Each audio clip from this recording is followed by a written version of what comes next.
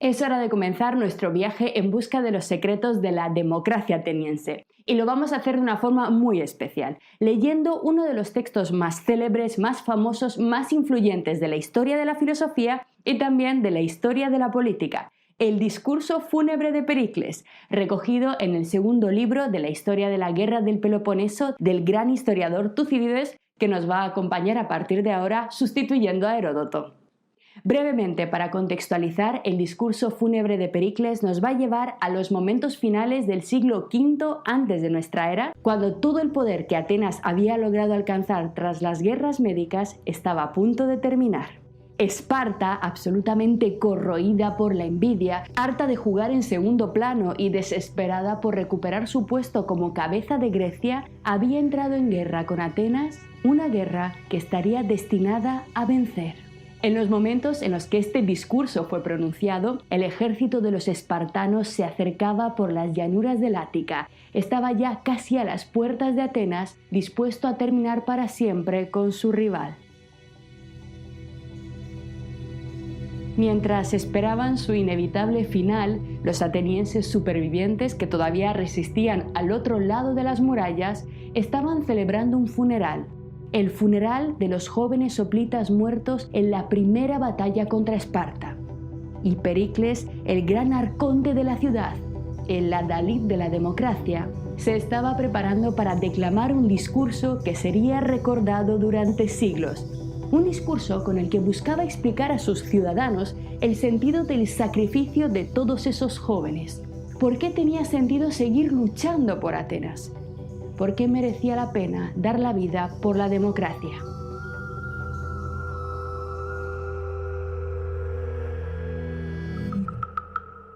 Pericles, designado por la asamblea, comenzó a hablarle a Atenas así. La mayor parte de quienes en el pasado han hecho uso de la palabra en esta tribuna han tenido por costumbre elogiar a aquel que introdujo el discurso en el rito tradicional, pues pensaban que su proferimiento con ocasión del entierro de los caídos en combate era algo hermoso. Aquí aparece por tanto la palabra como primera herramienta de poder y de gobierno. La palabra, mientras que para el resto de regímenes monárquicos y autárquicos de la época, la violencia era el lenguaje universal para hacerse obedecer, para mantener a sus súbditos sumisos y callados. Lo hemos visto con los persas. No cualquiera podía soñar en aquellos tiempos con estar en presencia del gran faraón, sentarse a la mesa de los diarcas de Esparta o escuchar siquiera la voz del gran rey de reyes, del soberano de Persia. De hecho, en muchos casos, el pueblo incluso tenía terminantemente prohibido mirar siquiera a su rey, levantar la vista del suelo cuando pasaba a su lado.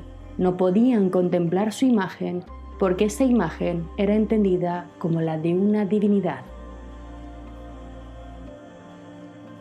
Y sin embargo, frente a estas antiguas tradiciones, frente a estas antiguas supersticiones, aquí tenemos a Pericles, el rodeado de gloria, que es lo que significa su nombre, el arconte de Atenas, un gobernante elegido por votación en una asamblea democrática, cuyo mandato no podía alargarse durante más de un año sin volver a ser votado, igual a todos ante la ley, dando la cara para ofrecer explicaciones a su pueblo, rindiéndole cuentas. Y continúa Pericles.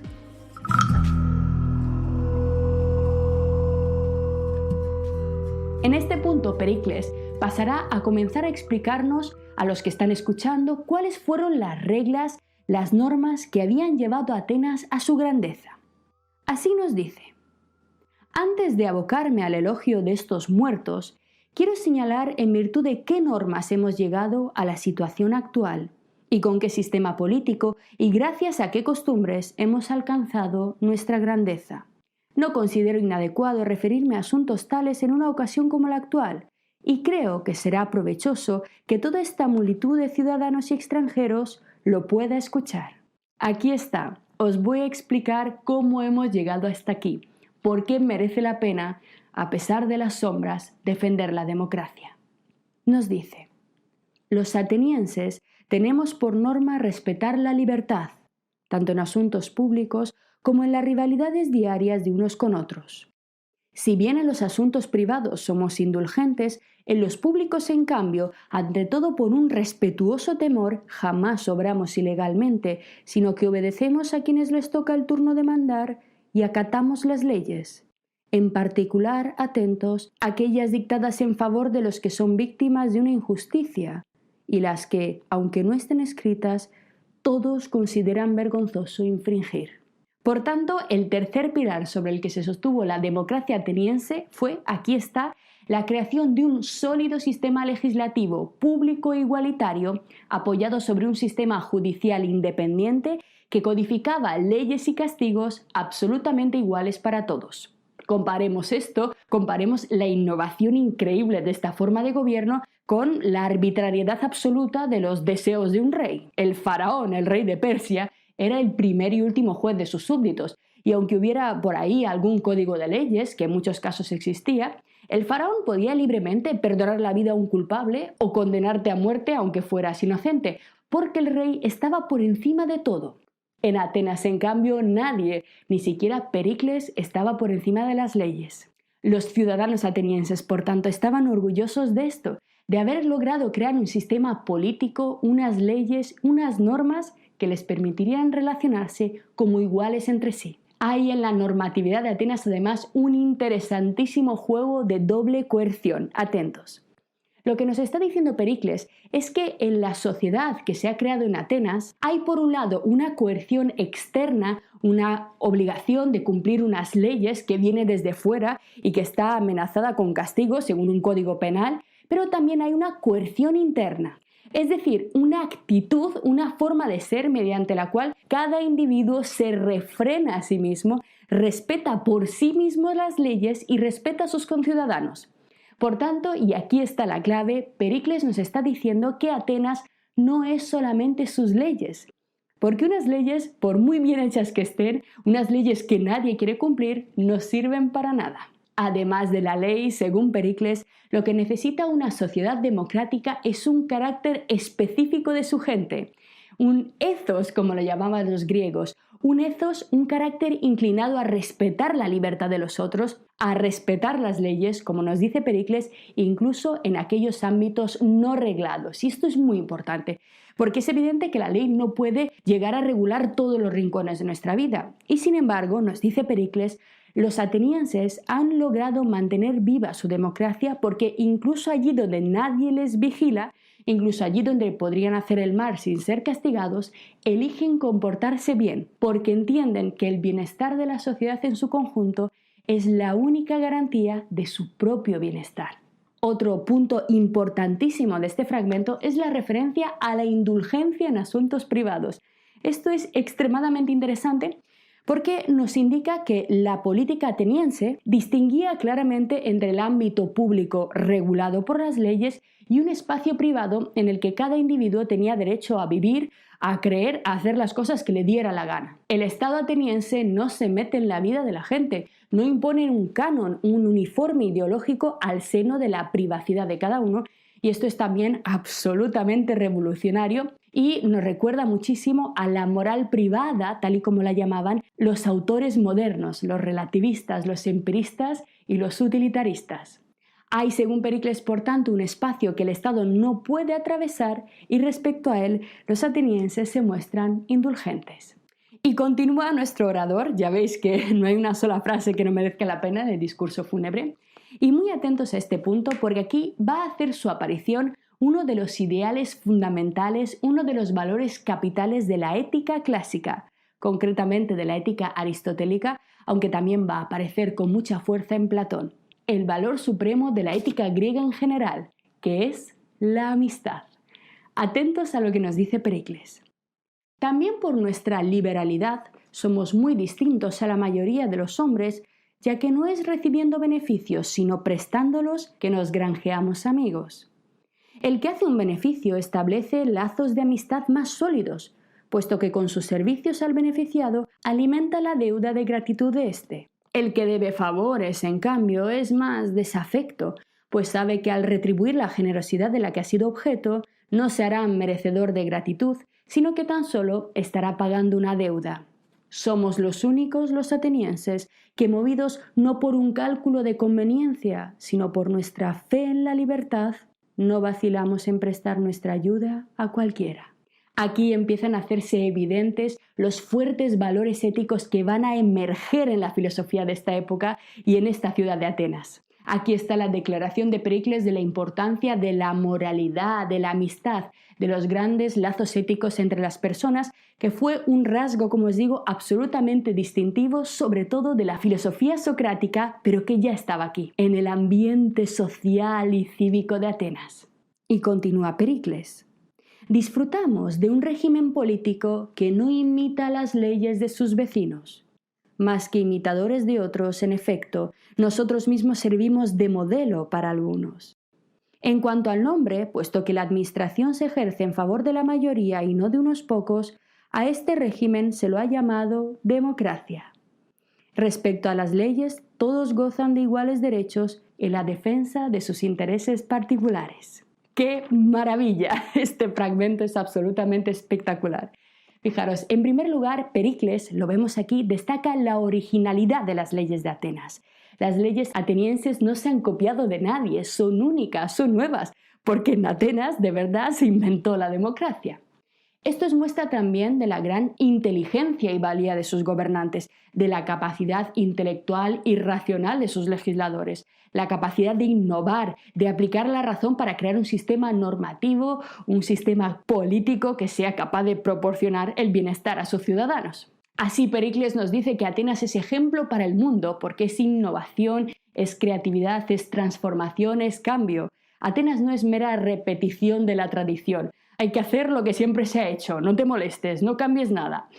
En absoluto. Los atenienses son originales porque usan su cabeza, usan su talento para crear algo nuevo y único.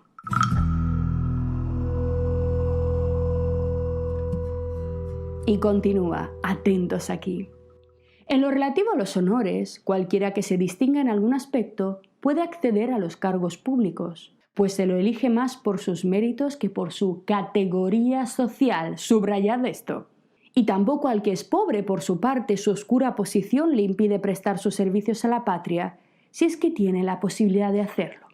Este fragmento también es extremadamente relevante porque, en primer lugar, bajo estas líneas late un claro ideal de meritocracia detrás de esta visión del gobierno. Nos dice Pericles que los buenos, los mejores, están llamados a gobernar y a ocupar los cargos públicos en democracia. Efectivamente, como bien sabéis, muchos de los cargos de la democracia ateniense se elegían por sorteo, pero no todos. Por ejemplo, el cargo de estratego, que era el comandante en jefe del ejército ateniense, se elegía por designación, digamos que a dedo, ya que debía ser una persona que hubiese demostrado su valía en la batalla. No le podía tocar por sorteo al panadero del pueblo dirigir la flota de trirremes atenienses en el Egeo contra los persas. Necesitaban un Temístocles, un Alcibiades para estos asuntos. A su vez, para los cargos por sorteo, aunque la condición de ciudadano bastaba para que pudiera ser elegido, si eras un desgraciado, un ladrón, un pirata, un asesino, un estafador, en fin, alguien no muy virtuoso, se te declaraba como no apto. Así que, al fin y al cabo, no exactamente cualquiera podría ser magistrado de Atenas, y sí hay una cierta meritocracia, por tanto, latiendo detrás de la aptitud exigida a los candidatos. Pero lo más importante de este fragmento está aquí, y es que se habla de la clase social en el siglo V antes de nuestra era, de la escala social. En la época de la democracia de Pericles no importaba, y esto es cierto, ni la cuna a la que uno pertenecía ni su nivel económico. De hecho, como vamos a ver en las siguientes sesiones, para que la gente pudiera acudir a la votación, para que la gente pudiera ejercer su voto, para que pudiera formar parte del gobierno democrático de Atenas, Pericles aprobó la creación de un salario para los ciudadanos pobres que recibían una cantidad de dinero equivalente al salario medio de una persona, al salario diario, para que pudieran participar y que su presencia en los órganos de la democracia no le condujera a la miseria. Pericles introdujo todas estas ayudas para permitir a todo el mundo, incluso a los pobres, participar en la democracia. Y esto es algo absolutamente increíble, porque incluso en nuestros días, como todos bien sabemos, hay muchísimas personas que no pueden ir a votar porque están trabajando. Mucha gente no puede dejar de trabajar para ir a echar su voto porque sus jefes no se lo permiten o porque no pueden cerrar su negocio, que es su medio de vida, ni dejar su trabajo ni siquiera unas horas. Así que fijaros lo importante que es esta reforma de Pericles y el hecho de que se pagara a la gente por su simple participación, por su simple voto, para seguir manteniendo viva la democracia. Y continúa Pericles. Esta parte me encanta. Por otra parte, como descanso de nuestros trabajos, le hemos procurado a nuestro espíritu una serie de recreaciones. Vivir en una democracia, vivir en una ciudad que nos hace felices, no consiste por tanto solamente en trabajar, en comerciar, en hacer la guerra, en hacer leyes, en juzgar, no. También hay que divertirse. Así que nos dice Pericles, no solo tenemos en efecto certámenes públicos, certámenes de poesía y de teatro, y celebraciones religiosas repartidas a lo largo del año, sino que también gozamos individualmente de un digno y satisfactorio bienestar material cuyo continuo disfrute ahuyenta la melancolía. Encontramos, por tanto, en las palabras de Pericles el reconocimiento de la necesidad de un bienestar material suficiente para poder alcanzar la felicidad. En la miseria, según la mentalidad de los griegos, no es posible ser feliz. Para ellos, el ser humano no es un héroe ni un penitente. No se puede alcanzar nada a través del dolor, sino que sin un mínimo, sin una base material suficiente, la vida no es digna. Procurar poner al alcance de sus ciudadanos, de todos sus ciudadanos, este bienestar, era otra de las responsabilidades directas del Estado democrático ateniense. Seguimos. Y gracias al elevado número de sus habitantes, nuestra ciudad importa desde todo el mundo toda clase de bienes, de manera que los que ella produce para nuestro provecho no son en rigor más nuestros que los foráneos. El ingenio y la capacidad de los atenienses de diseñar un sistema capaz de ofrecer un elevadísimo estado de bienestar para sus ciudadanos se refleja también en el tipo de bienes de consumo de los que podían disfrutar.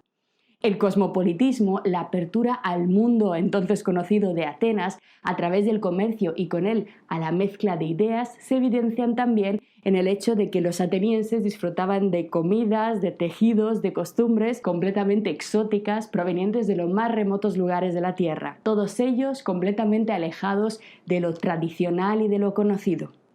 Continuamos. Mantenemos siempre abiertas las puertas de nuestra ciudad y jamás recurrimos a la expulsión de los extranjeros para impedir que se conozca o se presencie algo que, por no hallarse oculto, bien podría a un enemigo resultarle de provecho observarlo.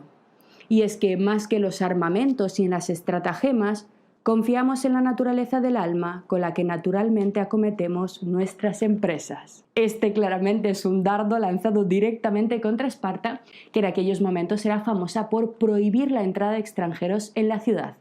Atenas, en cambio, presume de ser un lugar abierto que no necesita guardar secretos porque su fortaleza, su grandeza, viene de la inteligencia y de la valentía de sus propios ciudadanos. Atentos a lo que viene a continuación. La riqueza representa para nosotros la oportunidad de realizar algo y no un motivo para hablar con soberbia. Y en cuanto a la pobreza, para nadie constituye una vergüenza el reconocerla, sino el no esforzarse por evitarla. Como hemos mencionado hace un momento, una de las obligaciones del sistema político ateniense era el de tomar las decisiones necesarias que procuraran a sus ciudadanos las posibilidades, los medios para salir de la pobreza y prosperar. La miseria era algo que la política estaba obligada a paliar, pero también el papel del individuo era capital, era importante en esto. La pasividad, la inactividad, la pereza eran rasgos completamente despreciables para el sistema de valores griego. Un verdadero ciudadano, un ciudadano de provecho, debía estar siempre activo, siempre creativo, siempre haciendo algo por su ciudad. Estos ideales seguramente a todos os suenan, porque nuestros días han sido realmente llevados al extremo por el capitalismo y en un entorno pues radicalmente diferente al griego al que nosotros estamos estudiando, en nuestra propia sociedad están produciendo una enorme presión social. Pero a pesar de los problemas que esta forma de pensar está dando en nuestros días, no debemos confundirnos y no debemos aplicarlo sin más al pasado, ¿de acuerdo?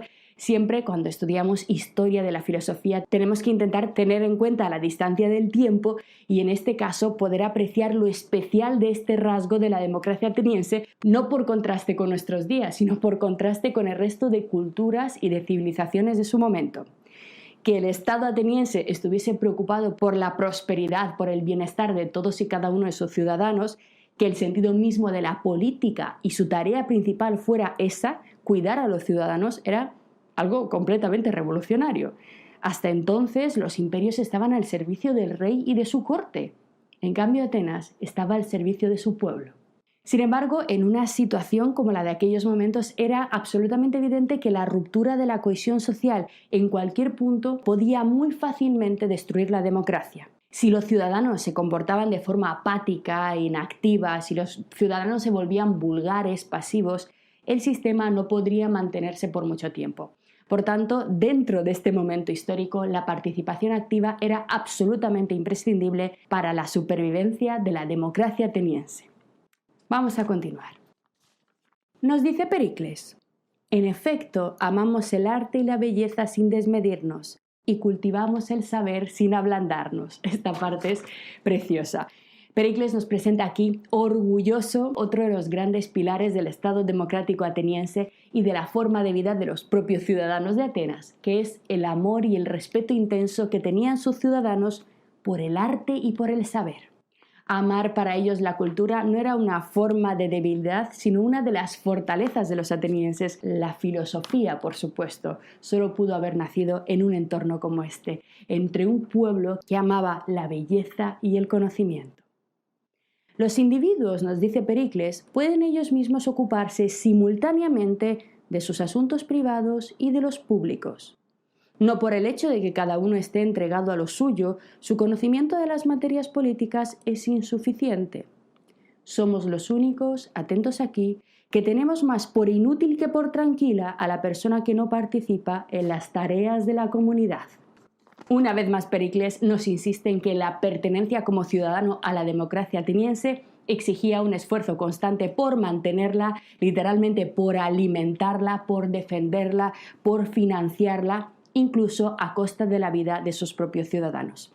Los atenienses sabían y eran absolutamente conscientes de que todo lo que los rodeaba tenía un precio y que el precio en esos días, en los días del discurso fúnebre, era el de su propia vida, porque Esparta llegaba para acabar con su sistema. Y continúa Pericles: somos nosotros mismos los que deliberamos y decidimos conforme a derecho sobre la cosa pública. Aquí está la asamblea ateniense, que enseguida vamos a estudiar en las siguientes clases su funcionamiento. Son los propios ciudadanos los que deliberan, los que razonan, los que dialogan y decidimos. Somos nosotros, el pueblo, no un rey, no un jefe, no un faraón. Y decidimos conforme a derecho. Hay un sistema legislativo del que hemos hablado ya sobre la cosa pública, sobre los asuntos que nos afectan a todos.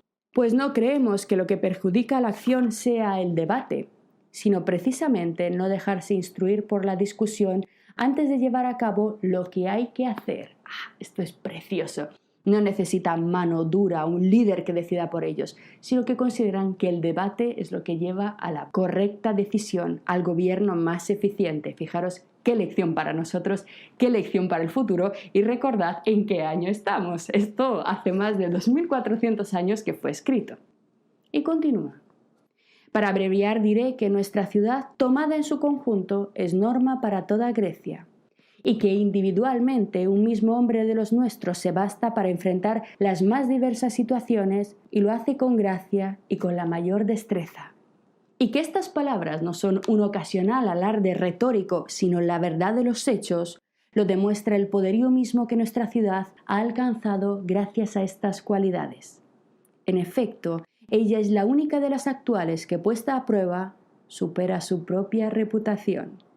La razón por la que me refiero con tanto detalle a asuntos concernientes a la ciudad no ha sido otra que para haceros ver que no estamos luchando por algo equivalente a aquello por lo que luchan quienes en modo alguno gozan de bienes semejantes.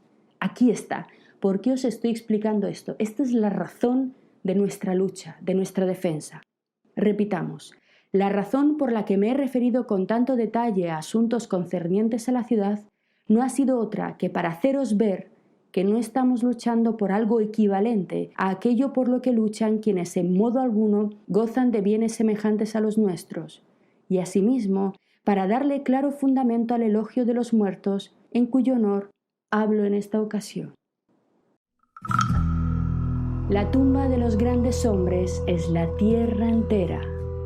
De ellos nos habla no solo una inscripción sobre sus lápidas sepulcrales, sino que también en suelo extranjero, más allá de Atenas, más allá de Grecia, pervive su recuerdo. Grabado no en un monumento, sino sin palabras, en el espíritu de cada hombre. Imitad a estos también ahora vosotros, cifrando la felicidad en la libertad y la libertad en la valentía, sin inquietaros por los peligros de la guerra. Quienes con más razón pueden ofrendar su vida no son aquellos infortunados que ya nada bueno esperan, sino por el contrario, quienes corren el riesgo de sufrir un revés de la fortuna en lo que les queda por vivir, y para los que, en caso de experimentar una derrota, el cambio en su vida sería particularmente grande. Para un hombre que se precia a sí mismo, en efecto, padecer cobardemente la dominación es más penoso que casi sin darse cuenta, morir animosamente compartiendo una esperanza. Esa esperanza es la esperanza de la libertad y de la democracia ateniense, que como acabamos de ver y como seguiremos estudiando, tiene esta mezcla extraña de luz y oscuridad, de un terrible precio a pagar, pero también un componente extremadamente inspirador, extremadamente luminoso, que cambió la historia de la humanidad. Con Pericles, sin embargo, solo acabamos de comenzar. Debemos empezar a observar con un poco más de detalle el mecanismo del funcionamiento interno de este increíble sistema de gobierno. Seguimos. Lo que acabas de ver es solo un pequeño fragmento de nuestro curso. Si quieres disfrutarlo en su totalidad y descubrir muchos otros cursos, también de historia de la ciencia y de historia del arte, visita nuestra web anaminecam.com. Y recuerda, este proyecto solo es posible gracias a nuestro programa de microfinanciación. Si quieres apoyarnos, conviértete en uno de nuestros micromecenas en Patreon. Desde solo €1 al mes nos ayudarás activamente a seguir difundiendo la cultura. Gracias.